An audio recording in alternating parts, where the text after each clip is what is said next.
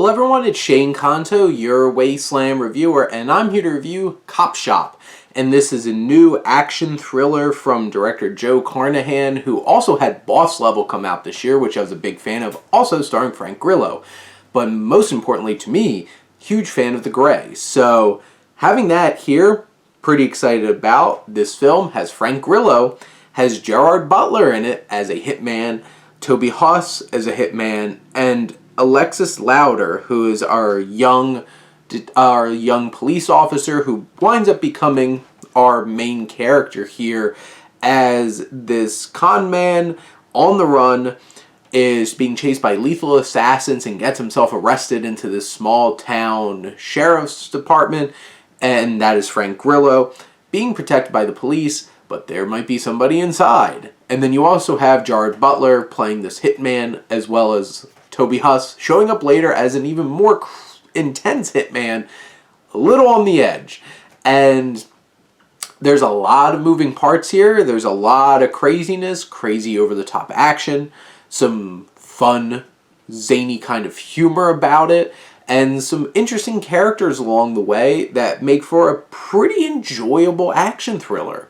This film is not like top tier action films out there, but like there's a lot to be enjoying about here.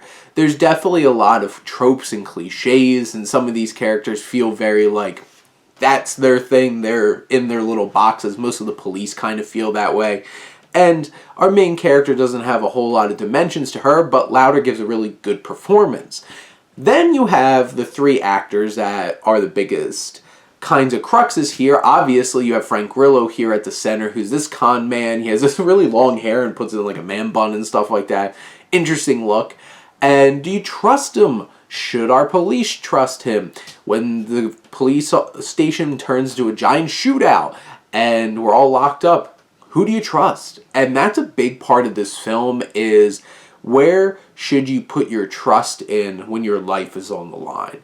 And those kinds of themes add some interesting layers here, because there's some moral ambiguity that this film puts out there, that like, what would you do? And those bits there add layers to this film that you wouldn't expect and make it even more that interesting, where Carnahan brings a lot of fun. There's definitely a lot of humor. It might be a bit of an uneven tone, because it's like supposed to be like silly, campy horror, but then there's some really intense, dark moments that happen in this film as well. And you have Gerard Butler, who plays Bob, and Bob is a hitman, very professional, very steely, does his thing, does what he has to make sure that his job gets done. But he has a code.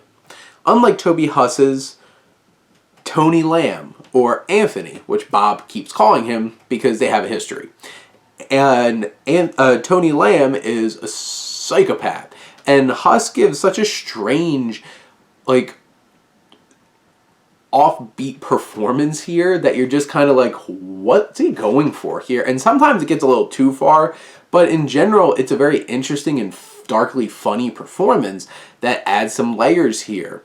Most of the police officers just get sent up as like cannon fodder in this film, and there's probably one, two, or two too many twists towards the end of the film, where it's just like, oh my god, come on.